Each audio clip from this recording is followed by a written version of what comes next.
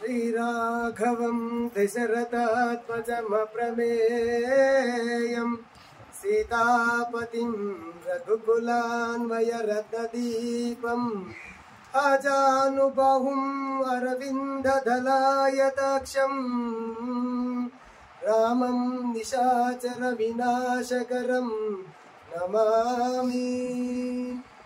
నాకు జన్మనిచ్చినటువంటి నా తల్లిదండ్రులు పాదపద్మాల ప్రభుత్వం ఆ గురుగారైన ఉమానంద మహర్షి స్వామివారి పాదపద్మాల ప్రభుత్వం ఇక్కడ ఇచ్చేసిన మీ అందరి లోపల తేజీవమానంగా వెలుగొతున్న ఆ శ్రీకృష్ణ పరమాత్మకు సాష్టాంగ ప్రణామం అర్పించుకుంటూ ఈ కార్యక్రమం చేసిన గృహస్థులకు స్వామి అనుగ్రహం ఎల్లవేళలో ఉండాలని కోరుకుంటూ స్వామి నన్ను కూడా రెండు మాటలు చెప్పమని లేపునందుకు లేచి రెండు మాటలు చెప్తా.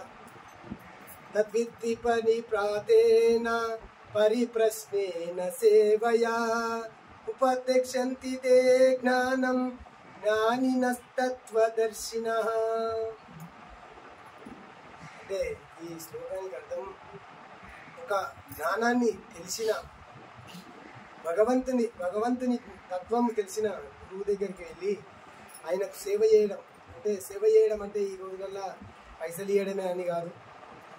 మా చిన్నతనంలో సేవ చేయడం అంటే ఒక లారీని నేర్చుకోవాలంటే ఆ డ్రైవర్ ఎంబడి 1 సంవత్సరం 2 సంవత్సరాలు ఆయన సేవ అంటే ఆయన బట్టలుకోమంటే బట్టలు ఉతకాలి, బాత్రూమ్ పోతుందంటే నీళ్ళు పట్టుకపోవాలి. అలాంటి సేవ కూడా చేస్తే భగవంతుని జ్ఞానాన్ని ఆ గురువు మనకు బోధించవచ్చు. అదేవిధంగా మానవ జన్మ వచ్చింది అంటే కేవలం భగవంతుని చేరడానికి మాత్రమే. మనం ఏదో తిని తాగి తల కోసుకొని కింద పడి మోరిలబడి అందరూ చీయనంగా రోతగలగంగా బతకడం గొప్ప కాదు. మన జన్మ వచ్చింది కేవలం భగవంతుని చేరడానికి వచ్చింది. అన్నీ ఇప్పుడు భూమి మీద 84 లక్షల జీవరాశులు ఉన్నాయి. దాని పేరు కూడా మనకు చక్కగా తెలియదు. 84 2-3 చెప్తాం, పిట్టలు, కాకులు, గద్దలు, ఆవులు, పశువులు ఏదేదో చెప్తాం, కానీ అన్నిటి పేరు మనకు రాదు. అన్ని జీవరాశుల జన్మలు ఎత్తి ఎత్తి ఎత్తి సచ్చి పుట్టి లాస్ట్కు భగవంతుడు ఒక అవకాశాన్ని ఇచ్చింది మనకు.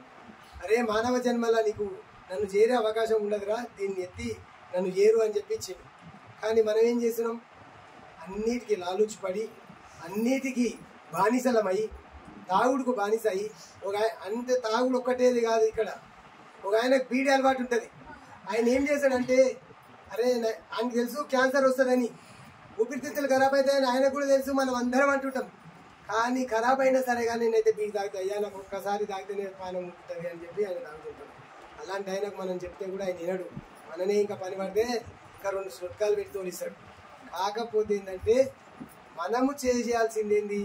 మనకు దగ్గరలో ఉన్న గురువుని చేరి ఆయన దగ్గర ఒక మంత్రాన్ని తీసుకొని, ఉపదేశం అంటారు దాన్ని మన భాషలో, ఉపదేశము మంత్రం తీసుకోవడం, లేకపోతే కారణం కావడం, ఇలాంటి కార్యక్రమాలు ఎవరైతే గురువు ఆ తత్వజ్ఞానాన్ని తెలిసిన గురువు దగ్గర చేరి ఉపదేశం తీసుకొని ఆ మంత్రంతో ఒక ఇనుప ముక్క అయస్కాంతానికి ఇట్లా రాకడం వల్ల ఇనుప ముక్క కూడా అయస్కాంతంగా మారుతుందంట.